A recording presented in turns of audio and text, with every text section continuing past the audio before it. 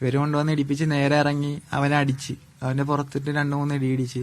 അവൻ പറഞ്ഞു അവന്റെ കാല് വയ്യെന്ന്. അപ്പൊ വേറൊരു സാർ പറഞ്ഞു നിനക്കൊന്നും കുഴപ്പമൊന്നുമില്ല, നീ പൊക്കോ അങ്ങനെ ഇങ്ങനെയാന്നൊക്കെ പറഞ്ഞു.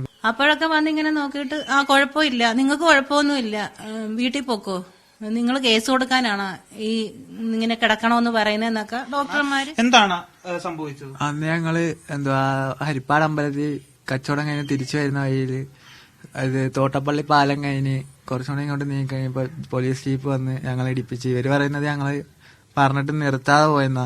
സത്യം പറഞ്ഞ ജീപ്പിൽ ലൈറ്റ് പോലും ഇട്ടിട്ടില്ല, ജീപ്പാണ്, ഒന്നും നമ്മൾ കാണുന്നില്ല. ഇവര് കൊണ്ടുവന്ന് ഇടിപ്പിച്ച് നേരെ ഇറങ്ങി അവനെ അടിച്ച് അവന്റെ പുറത്തിട്ട് 2-3 ഇടിയിടിച്ച്.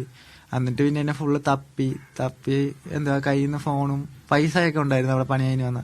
ആ പൈസയൊക്കെ എടുത്ത് ഇത് എവിടുന്നാന്നൊക്കെ ചോദിച്ച്. അങ്ങനെ അവർക്ക് എന്തോ ഒരു ഇത് കിട്ടിയിട്ടുണ്ടെന്ന് റിപ്പോർട്ട്, എന്തോ ഇത് കണക്കൊരു ബൈക്കിൽ എന്തോ ബാങ്കോ അങ്ങനെ എന്തോ ഇതാക്കി. അതൊക്കെ അവര് ചോദിച്ചു നിങ്ങളാണോ? ഞാൻ പറഞ്ഞല്ല, ഇത് കണക്ക് പണിക്ക് പോയിട്ട് വരുവാ.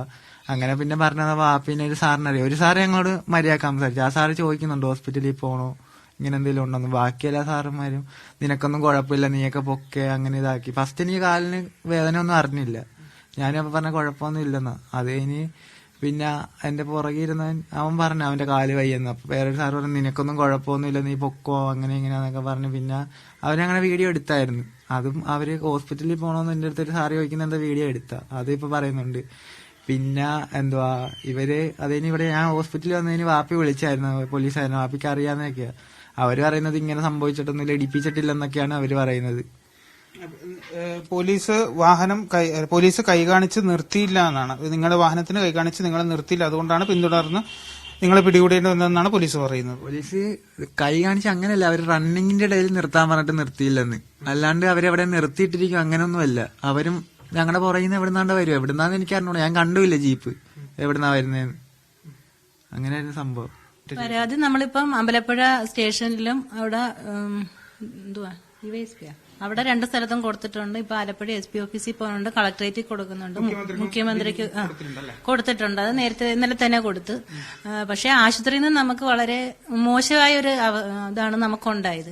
എന്താന്ന് വെച്ചാൽ അവര് മെനഞ്ഞാന്ന് രാത്രി തന്നെ ആ ടൈമിൽ തന്നെ പെട്ടെന്ന് തന്നെ ചെന്നിട്ട് നോക്കാനൊക്കെ വലിയ താമസമായിരുന്നു. അത് എപ്പോഴും മൊത്തത്തിലുള്ള ഒരു സംഭവമാണ്. നമ്മൾ ബഹളം വെച്ചപ്പോഴാണ് നോക്കിയതൊക്കെ. ഒന്ന് എക്സ്റേ, ഇവന്റെ 2 പേരുടെ എക്സ്റേ എടുത്തിട്ട് ഇവന്റെ കാലിൽ പ്ലാസ്റ്റർ ഇടാൻ പറഞ്ഞു. അവനെ ഒന്നും ചെയ്തില്ല, അങ്ങനെ തന്നെ കിടത്തിയിരിക്കും. അവന് തലവേദനയുണ്ട്, പുറം വേദനയുണ്ടെന്നൊക്കെ അവൻ പറയുന്നുണ്ട്. എനിക്ക് തീരെ വയ്യ, അവൻ കിടക്കാൻ പോലും വയ്യാതെ കിടന്ന് തലയൊക്കെ ഇട്ട് ഇങ്ങനെ ഇതാക്കുക. അപ്പോഴൊക്കെ വന്നിങ്ങനെ നോക്കിയിട്ട് കുഴപ്പമില്ല, നിങ്ങൾക്ക് കുഴപ്പമൊന്നുമില്ല, വീട്ടിൽ പൊക്കോ, നിങ്ങൾ കേസ് കൊടുക്കാനാണ് ഈ ഇങ്ങനെ കിടക്കണോന്ന് പറയുന്നതെന്നൊക്കെ ഡോക്ടർമാര്. ഒരാളല്ല, ഈ വരുന്നവരൊക്കെ ഇങ്ങനെ മാറിയും തിരിഞ്ഞും ചോദിക്കുന്നുണ്ട്.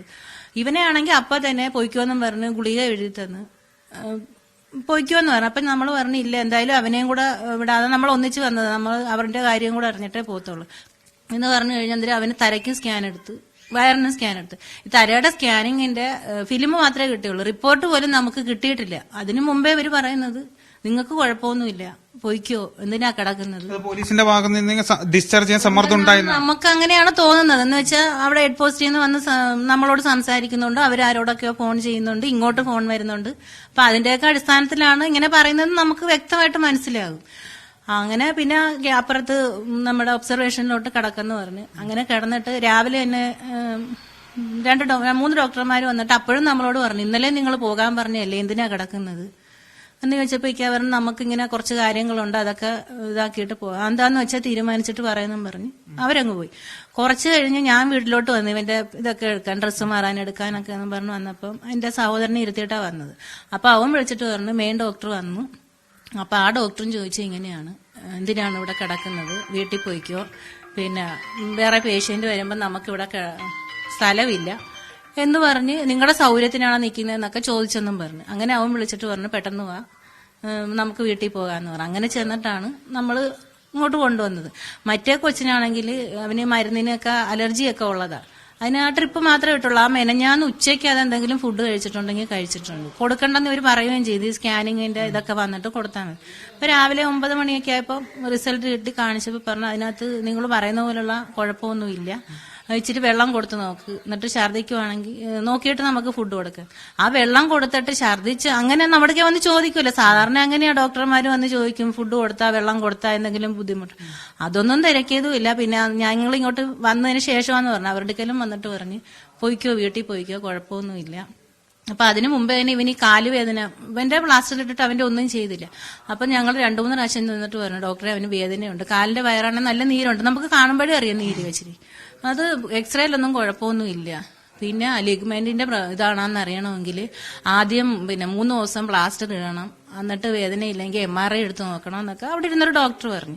അന്നേരം നമ്മൾ പറഞ്ഞു അങ്ങനെയാണെങ്കിൽ പ്ലാസ്റ്റർ ഇടണമെങ്കിൽ ഇട്ടാലല്ലേ ഇതെന്തെങ്കിലും ഇതാകത്തുള്ളൂ. അങ്ങനെ ഞങ്ങൾ നിർബന്ധിച്ചിട്ടാണ് അവന്റെ കാല് ഈ പ്ലാസ്റ്റർ ഇടാനായിട്ട് അവര് ഇതായത്. അത്രയും നേരം അങ്ങനെ തന്നെ കിടത്തിയിരിക്കുമായിരുന്നു.